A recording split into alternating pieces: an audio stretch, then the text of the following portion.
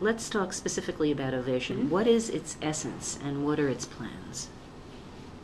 The essence of Ovation is to continue to survive and thrive as the only arts network on the dial. As we all know, years and years ago, Bravo and A&E gave up the space, and they went for much broader audiences to garner much larger ratings, to garner much larger revenue.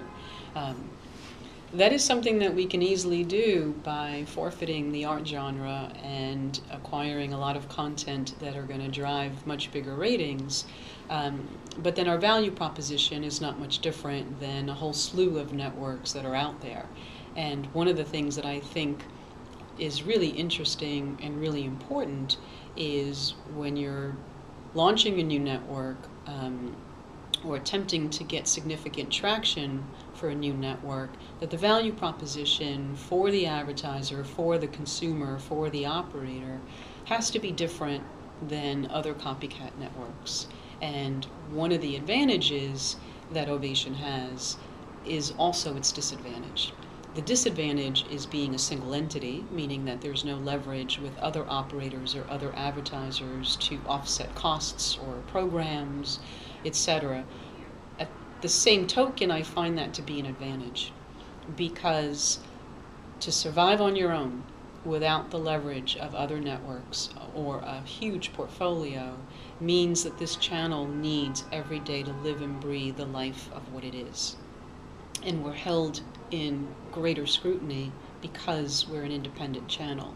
So every deal that we secure from an advertiser or from an operator, or every viewer that we get, we know that we've served that customer well.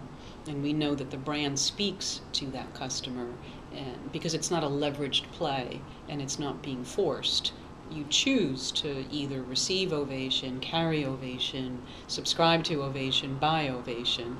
It is your choice, and it is not bundled with any other asset. Therefore, the disadvantage of that larger portfolio in some cases becomes an advantage, because the advantage is a laser focus on this brand that other brands our size do not have, because they sit within a larger portfolio, and all of the attention generally goes to the top players within the portfolio. You had mentioned that Ovation is a single independent network as opposed to one network out of a group of networks. What do you think the future is for small independent networks like Ovation? Well, I think that's a discussion that we want to have with elected officials, and who's responsible for watching these large organizations that have so much control, and to determine the impact of the future of independent networks. Where is diversity of choice? Where is diversity of programming and content? Advertisers benefit from independent networks because they don't have to deal exclusively with the large monopoly organizations.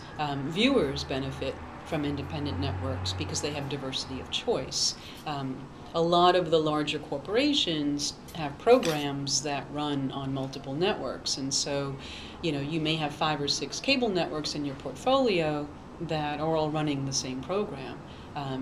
Obviously, that's a way to amortize your costs and offset your cost against multiple platforms, but is that offering diversity of environment, diversity of choice, diversity of costs to the world at large? And I would say that that's just repurposing content to give you a more balanced portfolio and a more balanced balance sheet. But is that really super serving customers? And so the conversation of the largest of these networks, are they or aren't they benefiting the consumers to the degree that the independent channels are? That's a conversation I'd like to have, and I'd like to know who the watchdog group is that is not asking questions of Time Warner of why'd you drop Ovation? What other networks did you drop? Why are you in this situation? And the cost savings by dropping Ovation results in what? As I said, we are a percentage of a percentage of a percentage on the balance sheet. So this is not a financial matter. This is another matter that we believe is rising, which is the longevity of independent networks. And we believe that there's a purpose, and we would like others to come to the table to discuss the purpose and have this dialogue. And so one of the things that's very important to us is to have this dialogue happen, and not just to report on this network being dropped or that network being dropped, because if Time Warner holds true to its statement, we should expect to see other networks being dropped as well.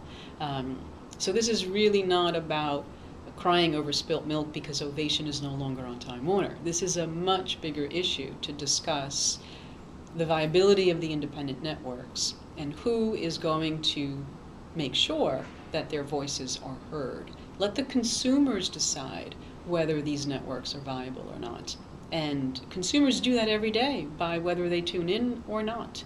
And that is really not a decision for an operator to make in lieu of all the other channels that they're carrying, and especially if Ovation was dropped and then will later be carried by a copycat network as one of the larger networks in the portfolio, or will it be carried by another independent? And that's obviously something that will develop over time. We'll see over time what happens, but the conversation should be happening now, a broader conversation about the viability of independent channels. If the consumer has a voice in keeping networks that they watch, what would you say to Time Warner, who's looking at their proprietary set-top box data that nobody else can see? I would say, what trends do you see? Day over day, year over year, month over month. And you may see not a lot of people watching today. We've never claimed that we had massive audience. It's never been Ovation's premise. I mean, we hope one day to make that claim, but right now it's really about the growth that we've experienced year over year. And I think if Time Warner were to look at its set-top box data a year ago and look at it today, they would see a pretty nice increase. I don't know the amount, but a pretty nice increase in year-over-year viewership. I'd have to believe that the Nielsen data in some way correlates to the set-top box data and would show a viewership boost. And in looking at that, you're seeing that more and more consumers are choosing Ovation every day, every year. And therefore, that growth factor, where people are selecting this channel, should be a point to take into consideration when you're choosing the viability of a channel from the consumer perspective. Let's talk a little bit about small networks, small cable networks versus large cable networks. Well, I think you have to separate the smaller networks within the larger network portfolio. So if you're a company that has, half a dozen cable networks and 2 are really your drivers, the other 4 are packaging elements. And so it's an enticement by bundling all of these assets to drive better value to an advertiser by, for example, discounting the price on a larger network by offering an incentive to buy the smaller. And so then an advertiser feels that it bought smaller networks in conjunction with larger networks. What I would say that is, in that situation, I would say, well, look at the audience profile of the smaller network and look at the programming of the smaller network and identify how different it is from the larger network in terms of unique programming, unique content, unique audience. And really, did you expand your reach and expand your presence, or were you bundled and got a little bit of a better price and then got pushed these smaller networks into the portfolio to make it attractive to you, which works for the network pushing all those channels because it then gets revenue across the smaller networks. But I would sort of turn it around and say, let those individual networks stand on their own. Let them be on their own. And then let's see who the real survivors are in the land of small networks. So if you take away the leverage, just pretend for a moment that there isn't. Offer that out to the viewers to the advertisers, to the operators. See what comes back. Because with Ovation, we do that every day. And we know where we stand, good, bad, or indifferent. With a smaller channel packaged under a larger umbrella, the true value of that channel is really never understood because of its leverage and packaging with the other players. And again, I would say, what value does that small network bring when much of its content is repurposed from a larger channel to the advertiser, to the distributor, to the viewer? And if you unbundle them just in theory and let them stand on their own, then I think you've got all small networks standing and fighting for survival. Then let's see who wins.